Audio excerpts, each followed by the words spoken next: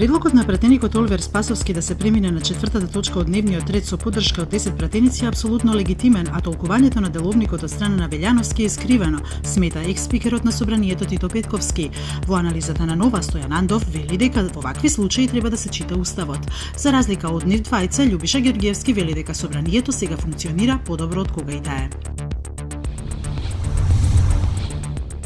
Група експерти на УНЕСКО денеска се во Охрид каде што вршат увид на повеќе проекти што се во тек или кои се планирани да се реализираат. Според експертите, поради владините проекти Охрид би можел да се најде на црната листа на загрозени подрачја под заштита на УНЕСКО, што е само 1/4 од губење на овој статус. Председателот на Врховниот суд Јово Вангеловски ќе остане во кривичниот совет кој наскоро ќе одлучува за притворот на осомничениот бизнисмен Сеат Кочан во случајот на СЈ Труст, со што е одбиено барањето на СЈ за негово изземање од овој предмет.